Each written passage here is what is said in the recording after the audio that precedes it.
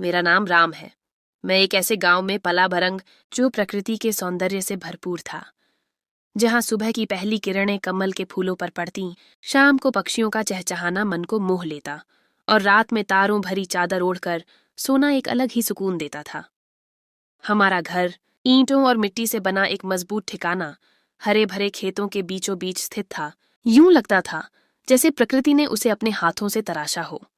ये खेत, जो हमारे घर की देहरी तक फैले हुए थे, हमारी जिंदगी की बुनियाद थे। गेहूं की बालियां जब हवा में झूलती थीं तो ऐसा लगता था जैसे कोई सुनहरा सागर लहरें ले रहा हो।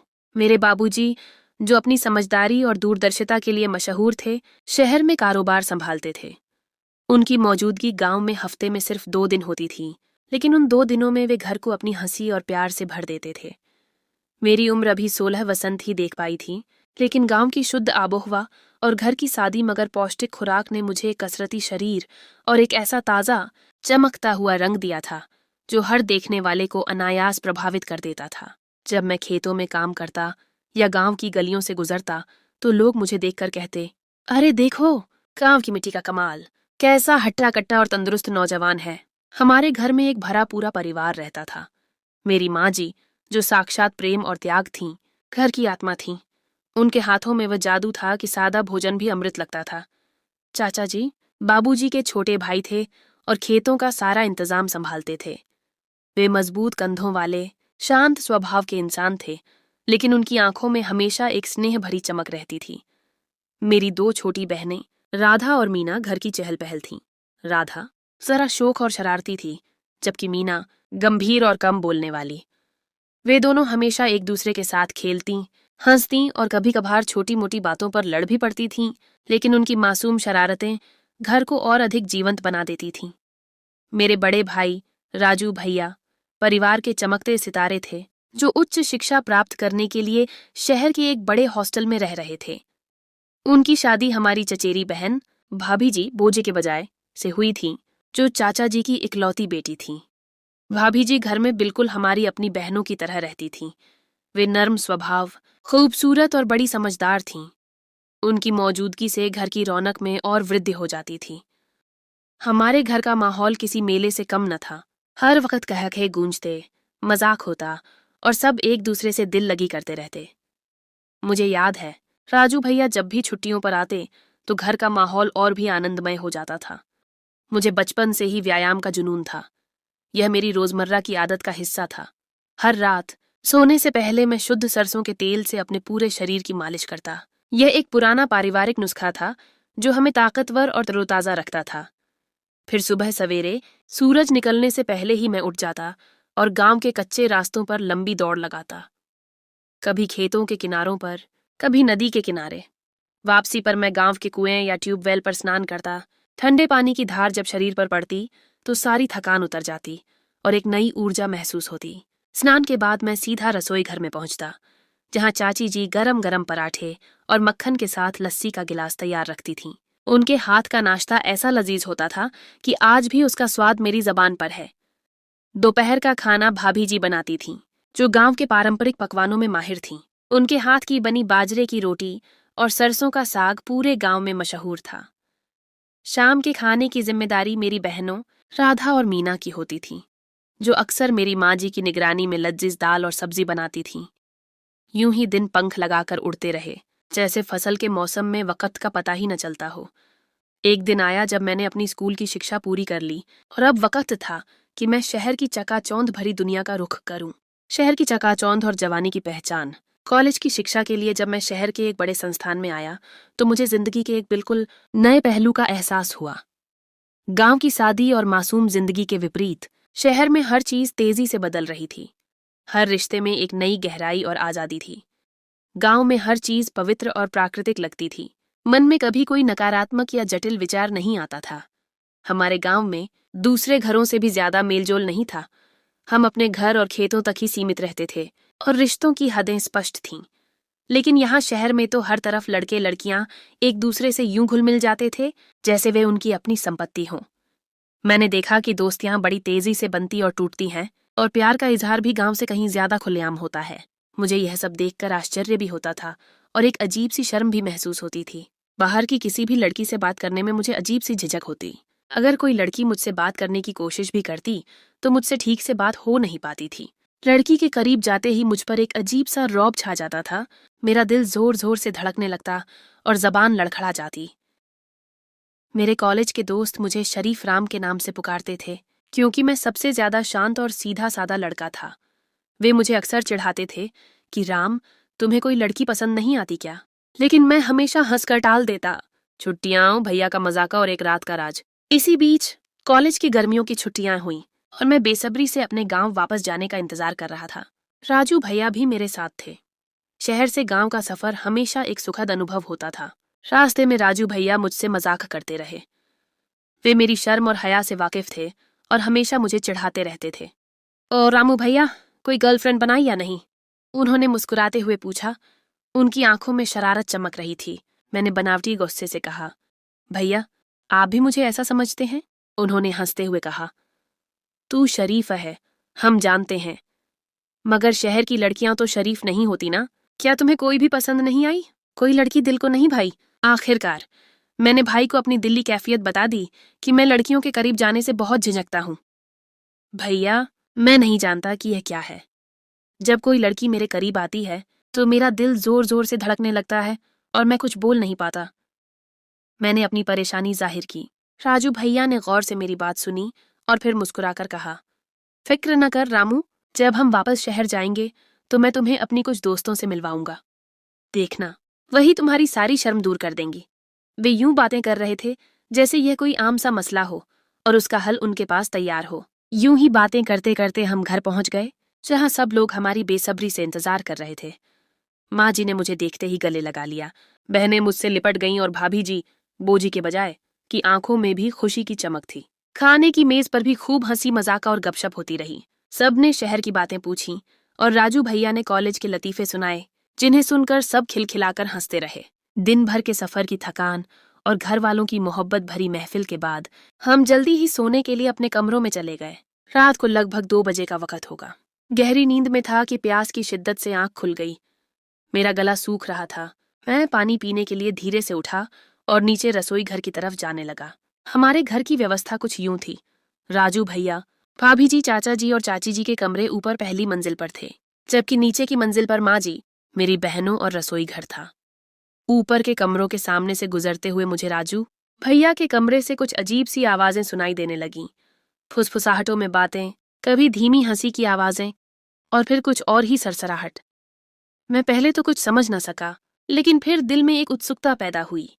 मैं समझ तो गया था कि शायद वे दोनों आपस में कुछ खास बातें कर रहे हैं, लेकिन उत्सुकता ने मुझे मजबूर किया कि मैं एक नजर देखूं। मैंने दरवाजे के एक छोटे से छेद से झांकने की कोशिश की। अंदर झांका तो मेरे पैरों तले से जमीन निकल गई। राजू भैया बिस्तर से टेक लगाए लेटे हुए थे और भाभी जी उनकी तरफ मुंह करके उनके बिस्तर पर बैठी हुई थीं। वे दोनों एक ऐसे खेल में मसरूफ थे जिसे मैंने पहले कभी नहीं देखा था। उनके चेहरों पर एक अजीब सी बेचैनी और खुशी थी, जिसे देखकर मैं हक्का बक्का रह गया। मैं लगभग 15 मिनट से यह सब देख रहा था और मुझ पर एक अजीब सी कैफियत तारी थी। मेरा दिल जोर जोर से धड़क रहा था। शर्म, हैरानी और एक नया अज्ञात एहसास मुझ पर हावी हो रहा था। मैं इस नज़ारे को अपनी आंखों से हटा नहीं पा रहा था। इसी लम्हे मुझे अपने पीछे दरवाज़ा खुलने की आवाज़ आई। मेरे शरीर में एक झंझनाहट सी दौड़ गई। मैंने तेजी से अपने बाईं ओर देखा तो चाची जी अपने कमरे के बाहर खड़ी मुझे हैरानी और एक अजीब सी मुस्कुराहट के साथ देख रही थीं। उनकी आंखों में एक ऐसी चमक थी जिसे मैं समझ नहीं पाया। मुझ में उनका सामना करने की हिम्मत न हुई। मेरा चेहरा लाल हो चुका था और मैं फौरन पलटा और तेजी से अपने कमरे का दरवाजा खोलकर अंदर दाखिल हो गया। अंदर आकर मैं पहले तो अपने बिस्तर पर बैठ गया और सोचता ही रहा कि यह मुझसे क्या हुआ है। एक तो राजू भैया और भाभी जी को इस हालत में देखना और फिर चाची जी का मुझे ठीक मौके पर देख लेना। मैं खुद पर हैरान हो रहा था कि यह क्या कर दिया है मैंने। मेरे मन में सैकड़ों सवाल घूम रहे थे जिनका कोई जवाब नहीं था। कुछ देर तक मैं यूं ही बिस्तर पर लेटा सोचता रहा, करवटें बदलता रहा। फिर यही ठीक लगा कि अब सोने की कोशिश करूं और सुबह उठकर देखते हैं कि क्या होता है। मेरे पुराने नियम ने मुझे सुकून बख्शा। मैंने सरसों का तेल उठाया, नीचे एक चादर बिछाई और पूरे बदन की मालिश शुरू कर दी। मालिश करते हुए मेरा मन कुछ शांत हुआ और मैंने कोई 1 घंटा इसी में बिताया। पूरी थकान उतर गई और शरीर में एक नई राहत महसूस हुई। मालिश के बाद मैं वही चादर अपने बिस्तर पर बिछाकर लेट गया। बिस्तर पर लेटते ही दोबारा से सपने में भाभी जी मेरे सामने आ गईं। मुझे ऐसा लग रहा था जैसे मैं उनके पीछे बैठा हुआ हूँ और वे मेरी तरफ देखकर मुस्कुरा रही हैं। इसी तरह के ख्यालों में गुम मैं नींद की गहरी वादियों में गिरता चला गया। चाची जी की मुस्कुराहट और एक नया राज। सुबह जब मेरी आंख खुली तो काफी देर हो चुकी थी।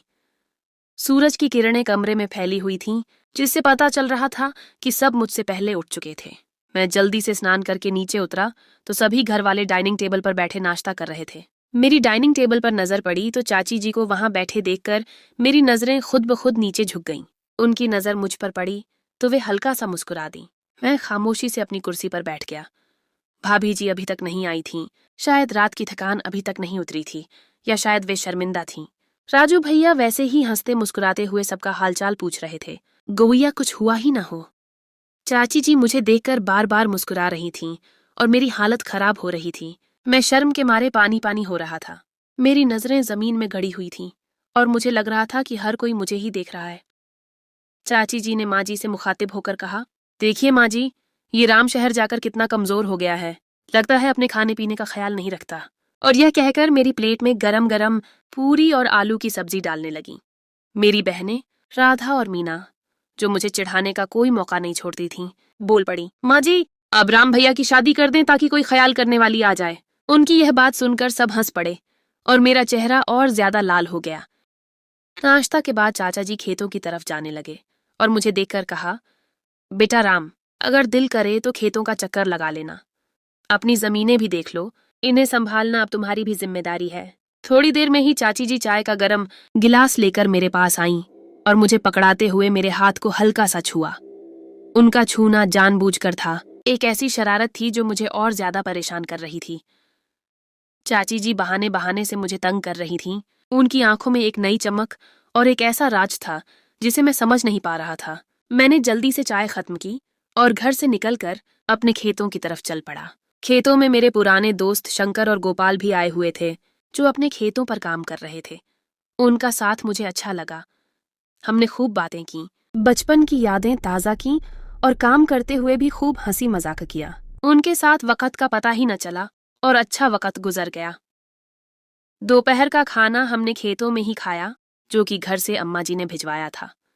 शाम को मैं घर वापस आया। भाभी जी अब नजर आ रही थीं और उनकी आंखों की चमक बता रही थी कि वे बहुत खुश थीं। उनका चेहरा खिल उठा था, जैसे कोई परेशानी दूर हो गई हो। राजू भैया भी अपने दोस्तों की तरफ गए हुए थे। वे भी वापस आए और हम सब ने साथ खाना खाया। खाने के बाद मैंने माँ जी और बहनों से कुछ देर बातें की और फिर सोने के लिए ऊपर आ गया। खाना खाए हुए मुझे 3 घंटे हो चुके थे, तो मैंने अपना पुराना नियम शुरू कर दिया। तेल की मालिश करके बिस्तर पर लेट गया। आज रात भाभी जी का पूरा हाव भाव मेरी निगाहों में घूमता रहा था। बेशक वे कपड़ों में बेहद हसीन लगती थीं। उनका लिबास उनकी खूबसूरती को और ज्यादा निखार देता था। इससे पहले मैंने कभी उन्हें इस नज़र से देखा ही नहीं था। और इसी तरह सोचते हुए मुझे चाची जी की सुबह की हरकतें भी याद आ गईं। मुझे समझ नहीं आ रहा था कि वे क्या चाहती थीं। उनकी निगाहें और बहाने बहाने से छूना कुछ और ही इशारा कर रहा था। मुझे यह सब कुछ अजीब ही लग रहा था। इसका मतलब ये नहीं था कि वे खूबसूरत नहीं थीं। वे उन औरतों में से थीं जो उम्र के साथ साथ और ज्यादा खूबसूरत होती जाती हैं। उनका लंबा कद, गोरा रंग, हल्के सुर्खी माइल बाल जो कमर तक आते थे और एक बहुत ही गोल चेहरा, ये सब सोचकर मैं दोबारा बेबस होता जा रहा था। मैंने बड़ी मुश्किल से खुद को नियंत्रित किया और लाइट बंद करके सोने लेट गया। सोते हुए भी मुझे सपने में भाभी जी ही नजर आ रही थीं और मुझे ऐसे लग रहा था कि वे मेरे साथ ही हैं। वे मेरा हाथ थामे मुस्कुरा रही हैं। रात का साया और चाची जी का रहस्योद्घाटन। उसी गहरी नींद में मुझे लगा कि मेरा हाथ किसी से छू गया है। मैंने करवट बदली और मेरा हाथ दोबारा किसी नरम चीज से टकराया। मेरी आंख खुल गई तो मैंने देखा कि अंधेरे में कोई मेरे साथ ही खड़ा था। पहले तो मुझे समझ नहीं आया कि यह क्या हुआ है, सपना है या हकीकत। मेरे गले में खुश्की महसूस हुई। मेरा गला सूख चुका था। इसी के साथ मेरे कान में एक फुसफुसाहट हुई। कल रात अपने भैया के कमरे में क्या देख रहे थे? लगता है शहर जाकर बहुत जल्दी जवान हो गए हो और अब ये सब तुम्हें समझ आने लगा है। मेरे तो तोते उड़ गए क्योंकि वह आवाज चाची जी की थी। मुझे वाकई में समझ नहीं आ रहा था कि यह क्या हो रहा था। ऐसा लग रहा था कि मैं चाची जी के सामने एक छोटा सा बच्चा हूं और वे मुझसे खेल रही हैं। उन्होंने मेरी बात का इंतजार किए बिना दोबारा कहा, भाई कल क्या क्या देखा था अपने भैया के कमरे में? लगता है बहुत मजा आया तुम्हें देखकर। आज मैं तुम्हें असली मजा चखाती हूँ। उनकी आवाज में एक ऐसी छेड़छाड़ थी जो मेरे दिल को तेजी से धड़का रही थी। फिर चाची जी मुझे देखकर कहने लगीं कि कल अपनी भाभी जी कैसी लगी। बहुत खूबसूरत थी ना, मैंने हिचकिचाते हुए कहा।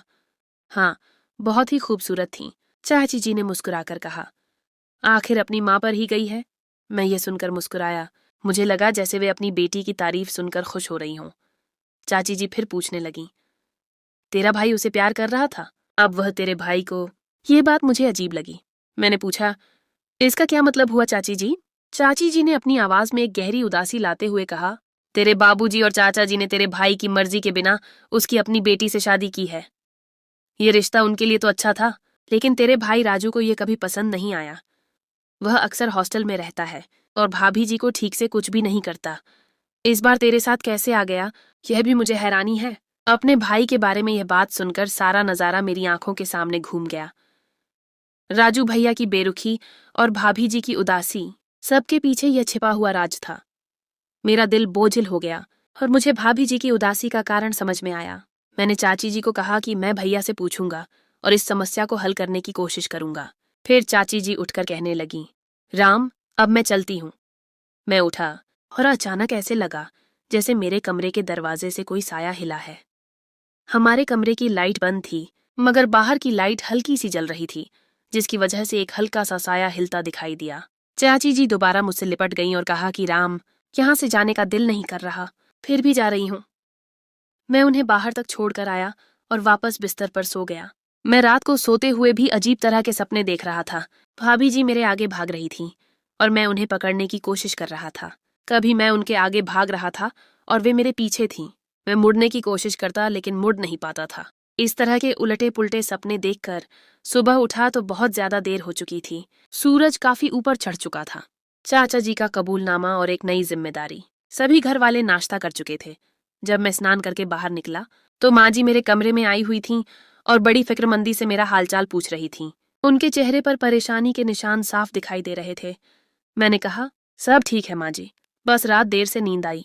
माँ जी ने बताया कि तुम्हारे राजू भैया को शहर से तुम्हारे बाबूजी का फोन आया था और वे जल्दी में वहां चले गए हैं। ये सुनकर मैं भी कुछ परेशान हो गया। मैंने माँ जी से कहा कि अब नाश्ता भिजवाए और बाबूजी को फोन लगाकर बात करने लगा।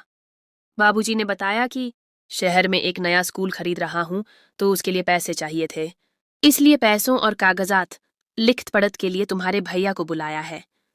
मैंने कहा कि बाबूजी, अगर मेरी जरूरत हो तो बताइए, मैं आ जाता हूँ। बाबूजी मुस्कुराकर कहने लगे, नहीं बेटा, तुम जरा गांव की देसी चीजें दिल भर कर खाओ, क्योंकि फिर छुट्टियां खत्म हो जाएंगी। मैंने भी हंसते हुए कहा कि ठीक है बाबूजी। फोन बंद करके मैं रात वाले वाकये की तरफ सोचने लगा जब दरवाजे के बाहर कोई साया हरकत कर रहा था। मैं डर गया कि कहीं चाचा जी न उठ गए हों और उन्होंने मुझे चाची जी के साथ न देख लिया हो। इतने में चाची जी मुस्कुराती हुई नाश्ता उठाए हुए कमरे में दाखिल हुई और कहने लगीं, मेरा राम उठ गया है, चलो अपने हाथ से नाश्ता करवाऊं। मैं भी हंस पड़ा और कहा कि कल राम की ख्वाहिश तो पूरी की नहीं है। चाची जी थोड़ी गंभीर होते हुए बोली कि राम के लिए जान भी हाजिर है। मैंने नाश्ता शुरू किया तो चाची जी भी बड़ी गहरी निगाहों से मुझे देख रही थीं। उनकी आंखों में एक ऐसी चमक थी जिसे मैं समझ नहीं पा रहा था। नाश्ता के बाद मैं बाहर निकल आया और नीचे जाकर डाइनिंग टेबल पर चाय पीने लगा। मेरी दोनों बहनें, राधा और मीना, मुझसे क्रमशः एक एक साल छोटी थीं। राधा 9वीं का इम्तिहान दे रही थी और मीना 10वीं का। नीचे गया तो उनके कहे सुनकर मैं भी उनमें गुम हो गया। हम उम्र होने की वजह से हमारी खूब नोकझोंक होती रहती थी, जिससे पूरे घर में रौनक रहती थी। मैं उनके साथ कुछ देर हंसता खेलता रहा और फिर बाहर खेतों की तरफ चल पड़ा। वहां चाचा जी हमेशा की तरह काम में मसरूफ थे। आज रात खेतों में पानी की बारी थी, जिसकी वजह से ट्यूबवेल अभी से चल रहे थे। ट्यूबवेल का पानी सर्दी में भी ताज़ा लगता था। चाचा जी ने मुझे आवाज दी और कहा कि बेटा, शहर जाकर ट्यूबवेल में नहाना तो मिस किया होगा। मैंने कहा, जी चाचा जी, बिल्कुल, और फिर उनके इशारे पर ट्यूबवेल में उतर गया। मेरा कसरती शरीर देखकर चाचा जी भी हैरान रह गए थे, क्योंकि मैंने इतनी मेहनत का काम तो नहीं किया था, मगर मेरा शरीर बता रहा था कि मैंने बहुत मेहनत की है। बेहद सुडौल, पेट न के बराबर और चौड़ा सीना। मैंने पूछा, चाचा जी क्या हुआ, आप हैरान क्यों हो रहे हैं? चाचा जी कहने लगे कि बड़ा खूबसूरत शरीर है तेरा बेटा, अगर मेरी एक और बेटी होती तो तेरी शादी मैं उससे करवा देता। अचानक मुझे चाची जी की रात वाली बात याद आ गई और मैं कह उठा कि चाचा जी, पहली बेटी की शादी पर भैया की मर्जी तो पूछ लेते। चाचा जी एकदम गुमसुम हो गए। उनके चेहरे पर उदासी छा गई और कहने लगे, बेटा, हम भाइयों में बड़ी मोहब्बत थी और हम नहीं चाहते थे कि बाहर शादी करें, इसलिए यह कदम उठाया था। मगर अफसोस कि तेरे भाई को यह रिश्ता पसंद नहीं आया। मैं बातें करते हुए नहा भी रहा था और चाचा जी की बात सुनकर मैं भी अफसोस महसूस करने लगा। मैंने चाचा जी को तसल्ली देते हुए कहा कि आप फिक्र न करें, अब यह मेरी जिम्मेदारी है। मैं भाई को खुद मनाऊंगा और इस घर में दोबारा खुशियों की बहार आएगी। मैं नहाकर बाहर आया तो हमारे खेतों में काम करने वाले मजदूर, जो हमारे परिवार का हिस्सा समझे जाते थे, बहुत सा गन्ने का शुद्ध रस लेकर आए, जो कि गुड़ बनाने के काम आता था। उन्होंने एक बाल्टी भरकर रस मेरे सामने रख दिया। मैंने बाल्टी मुंह से लगाई और खाली कर दी। शुद्ध गन्ने का रस मेरे शरीर में एक नई ऊर्जा भर गया। इस तरह मैं शाम तक वहीं खेतों में मसरूफ रहा और रात का खाना खाने घर वापस आ गया। भाभी जी की कलाइयों की खनक और एक अनजानी कशिश। रात को डाइनिंग टेबल पर सब बैठे थे, लेकिन आज मेरे लिए नजारा कुछ और था। भाभी जी हमेशा की तरह चुपचाप थीं। उनके चेहरे पर वही जानी पहचानी उदासी थी जो मैंने पिछली रात महसूस की थी। उनकी गोरी कलाइयों में सुनहरी चूड़ियों की खनक मेरे दिल की धड़कन को भी तेज कर रही थी। हर खनक के साथ मेरा दिल एक नई ताल पकड़ता था। उनके चेहरे की उदासी उन्हें और भी हसीन बना रही थी, जैसे चांद पर बादलों का साया पड़ा हो। और उस उदासी में एक खास कशिश थी। दिल कर रहा था कि उनके चेहरे को अपने हाथों में भरकर चूम लूं, उनकी उदासी को दूर कर दूं। खाना खाकर कुछ मीठा खाया और बहनों के साथ कुछ देर टीवी पर ड्रामे देखे। फिर माँ जी को शुभ रात्रि कहकर ऊपर आ गया। ऊपर पहुंचा तो थोड़ी ही देर में चाची जी भी दूध का गर्म गिलास लेकर ऊपर पहुंच गईं। उनके चेहरे पर वही रहस्यमयी मुस्कुराहट थी। कहने लगीं, ये लो दुल्हेराम, गरम दूध पियो। मैं भी हंस पड़ा और कहा कि कल रात तक तो सिर्फ राम था और आज दूल्हा भी हो गया। और मैं मुस्कुराकर दूध का गिलास मुंह से लगा लिया। दूध बादाम और सूखे मेवों से भरा हुआ था, जिसकी खुशबू पूरे कमरे में फैल चुकी थी। मैं भी मजे में आ गया था। चाची जी ने कहा कि थोड़ा आराम करो। मैंने कहा, जैसे सरकार की मर्जी। और मैं बिस्तर पर जाकर लेट गया और सोचते सोचते नींद में चला गया। वकार और सना, अतीत की झलकियां और एक नया रहस्य। अगली सुबह मैं घर से चाचा जी के साथ नाश्ता करके निकल चुका था। खेतों पर पहुंचने के बाद चाचा जी तो अपने रोजमर्रा के कामों में मसरूफ हो गए और मैं खेतों के साथ बने एक छोटे से मकान में दाखिल हो गया। यह हमारा ही मकान था और जब चाचा जी को रात भर खेतों की तरफ रहना पड़ता था तो चाचा जी यहीं रहते थे। यहाँ 2 कमरे हैं, एक छोटी रसोई और बाथरूम आदि बने हुए हैं, जबकि इसी मकान के पीछे की तरफ खेतों पर काम करने वाले मजदूरों के घर भी हैं, जो कि इसी घर की तरह बने हुए हैं। ये सब बाबूजी ने उन लोगों के लिए बनवाए थे ताकि वे खेतों के करीब ही रहें और काम भी मन लगाकर करें। मैं कुछ देर तक वहीं बैठकर टीवी देखता रहा, लेकिन जल्द ही बोरियत ज्यादा होने लगी तो मैं चाचा जी के पास गया और कहा कि मैं अपने कुछ पुराने दोस्तों की तरफ जा रहा हूँ। चाचा जी ने पूछा कि कब तक आओगे, मैं दोपहर के खाने का बंदोबस्त करवाऊं या नहीं। मैंने उन्हें मना कर दिया कि मैं शाम तक दोस्तों के पास रुककर घर चला जाऊंगा, वहीं रात का खाना साथ खाएंगे। चाचा जी ने इस बात में सिर हिला दिया। मैंने उनसे बाइक की चाबी ली और अपने पुराने दोस्तों की तरफ चल पड़ा। मेरे दोस्त अहबाब का दायरा सीमित ही था, मगर हर किसी की तरह मेरा भी एक जिगरी दोस्त था, वकार। वह हमारे स्कूल के हेडमास्टर का बेटा था और हम शुरू से ही एक ही कक्षा में पढ़ते थे। स्कूल के बाद भी हर जगह साथ ही पाए जाते थे। हम दोनों एक दूसरे से कोई बात नहीं छिपाते थे। वकार मेरा सबसे बड़ा हमराज था। मैं अपने बचपन की सारी यादें कल्पना में देखता हुआ उसके घर के बाहर पहुंच चुका था। गेट पर दस्तक दी तो एक लड़की ने दरवाजे से झांका। मैं उसे देखते ही पहचान चुका था। वह वकार की छोटी बहन सना थी, जो हमसे एक कक्षा पीछे थी और मेरी बड़ी बहन मनाहिल की कक्षा में पढ़ती थी।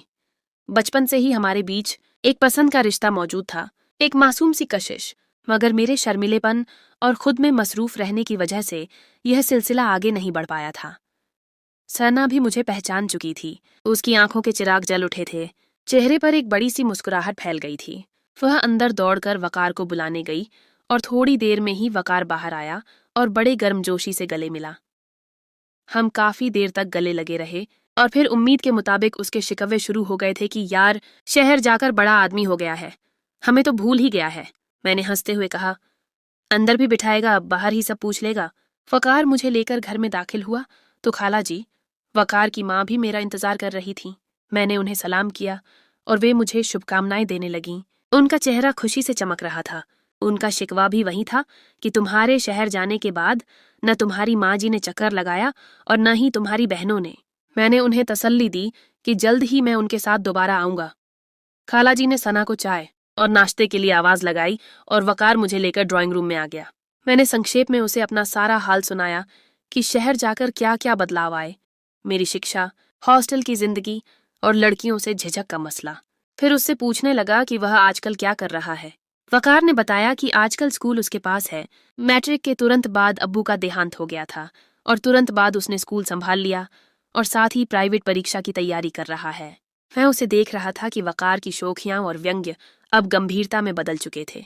वह पहले से ज्यादा शांत और जिम्मेदार लग रहा था। मैंने उसे बताया कि यार, तू कितना बदल चुका है। तो वह यही कहने लगा कि तेरे जाने के बाद सब बदल गया। अब किसको तंग किया जाए और किससे मजाक किया जाए। इनके बारे में मैंने आपके साथ पहले भी जिक्र किया था। इस समय ये राजदूत बनने वाले हैं और इनकी माशाअल्लाह बहुत अच्छी और सुंदर पत्नी है। मंत्री महोदय ने भी मेरी प्रशंसा की। उनकी आंखों में एक विशिष्ट चमक थी। फिर चाय मंगवाई गई, साथ में भारतीय नमकीन और मिठाइयाँ भी रखी गईं। मंत्री महोदय ने मेरा नाम पूछा। रोहित ने कहा, राधा नाम है, लेकिन प्यार से सब रानी बोलते हैं। मंत्री महोदय ने हंसकर पूछा, किसकी रानी? रोहित के साहब ने तुरंत बोला, सर, ये तो आपकी भी रानी है। मंत्री महोदय ने पूछा, रानी स्वयं क्या कहती है? मेरे रोहित ने कहा, सर, ये तो कुछ नहीं कहेगी। मंत्री महोदय ने एक अर्थपूर्ण दृष्टि डाली और पूछा, क्या मतलब? रोहित ने मुझे कहा, सर को स्वयं बताओ रानी। मैंने स्वयं कहा, सर, मैं आपकी भी रानी हूं। मंत्री ने हंसकर पूछा, ये कब से रानी बन गई? साहब ने कहा, जब आप आदेश दें सर। थोड़ी देर बैठे रहे और फिर मंत्री महोदय ने कहा, दोपहर का भोजन होटल चलेंगे।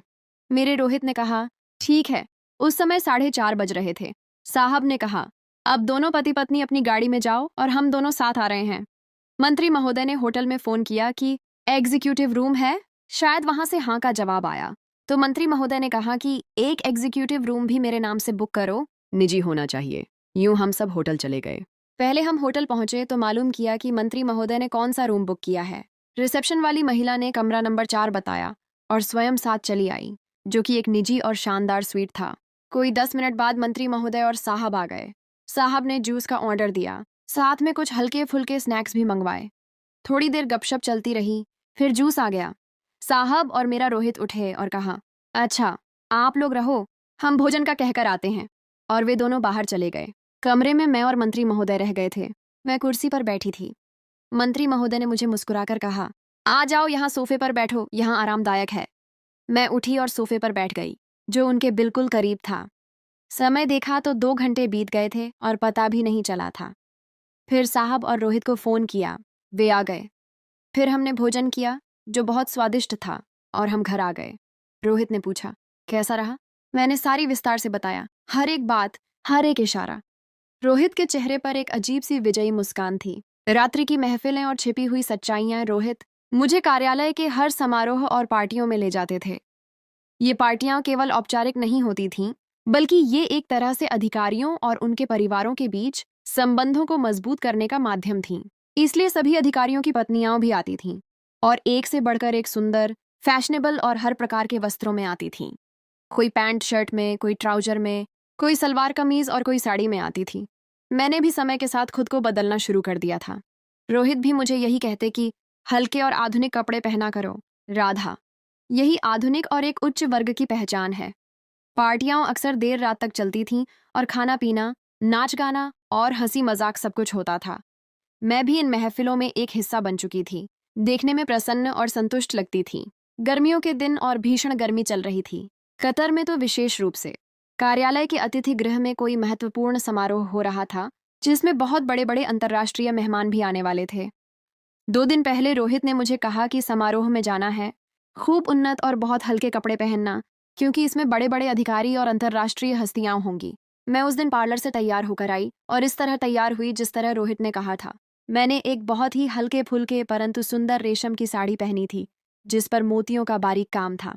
मेरे बालों को सुंदर अंदाज में ऊपर बांधा गया था और मेकअप ऐसा था जो मेरी आंखों की चमक को बढ़ा रहा था।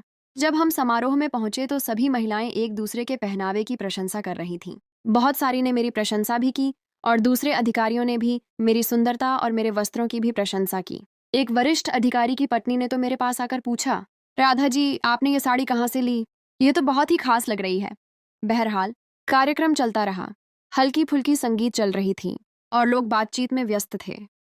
मुझे प्यास लगी तो रोहित ने पानी का गिलास दिया और फिर मुझे अपने साहब श्री वर्मा के पास ले आए। श्री वर्मा एक 65 वर्षीय वृद्ध परंतु अत्यंत फुर्तीले और प्रभावशाली व्यक्ति थे। वे अपनी शक्ति और प्रभाव के लिए जाने जाते थे। वे रोहित से बातों में व्यस्त थे और मैं वहां चुपचाप खड़ी थी। थोड़ी देर बाद रोहित ने मुझे उनके साथ अकेले छोड़कर दूसरे लोगों के पास चले गए, शायद किसी महत्वपूर्ण व्यक्ति से मिलने। रोहित के साहब एक सोफे पर बैठे थे। रोहित मुझे उनके बिल्कुल करीब बिठा गए थे। श्री वर्मा ने मेरी प्रशंसा करनी शुरू की। राधा जी, आप बहुत प्यारी लग रही हैं आज। आपके कपड़े भी बहुत अच्छे हैं। आपकी सुंदरता का कोई सानी नहीं। मजे की बात यह थी कि ऐसी पार्टी में कोई किसी की तरफ नहीं देखता। हर कोई अपने अपने काम में व्यस्त होता। लोग पेय और नाश्ते का आनंद ले रहे थे। थोड़ी देर बाद भोजन शुरू हो गया। सभी लोग अपनी प्लेट में भोजन लेते, कोई कुर्सी पर बैठ जाता, कोई खड़े खड़े भोजन करता। मेरे रोहित ने कार्यक्रम समन्वयक से पूछा, कौन सा कमरा खाली है? क्योंकि इस अतिथि गृह में कमरे भी होते हैं जो विशेष मेहमानों के लिए होते हैं। उस व्यक्ति ने कमरा नंबर 203 बताया, जो कि एक निजी और शांत कमरा था। रोहित भोजन लेकर हम दोनों उस कमरे में आए। थोड़ी देर में हम दोनों भोजन करने लगे तो रोहित के साहब श्री वर्मा भी आ गए। वे अपने पीछे किसी वेटर को लेकर आए थे जो उनके लिए प्लेट में भोजन लाया था। हम तीनों साथ बैठकर भोजन कर रहे थे। बातचीत भी चल रही थी और साथ साथ श्री वर्मा मेरी प्रशंसा भी कर रहे थे। उनकी उम्र कोई 70 वर्ष की होगी, लेकिन वे बहुत सक्रिय और उत्साही थे। इतने में रोहित जूस लेकर आए हम तीनों के लिए। साहब ने जूस का गिलास उठाते हुए कहा, यार रोहित, तुम बहुत भाग्यशाली हो। तुम्हारे पास बहुत अच्छी और उच्च वर्ग की पत्नी है। रोहित ने धन्यवाद अदा किया। भोजन करने के बाद रोहित बाहर गए, शायद किसी को फोन करने या किसी से मिलने। मैं और श्री वर्मा कमरे में अकेले रह गए। श्री वर्मा ने मुझे देखकर मुस्कुराया और कहा, तुम वास्तव में बहुत प्यारी लग रही हो। मैंने एक गहरी सांस ली और केवल मुस्कुराकर उनका धन्यवाद अदा किया। मेरे दिल में यह एहसास गहरा होता जा रहा था कि रोहित की पदोन्नति का रहस्य केवल उनकी मेहनत नहीं, बल्कि उसके पीछे मेरी खामोश बलिदान भी शामिल है। यह एक ऐसी जिंदगी थी जहां देखने में सब कुछ सुंदर और सफल था, परंतु पर्दे के पीछे की कहानी उतनी ही जटिल और गहरी थी।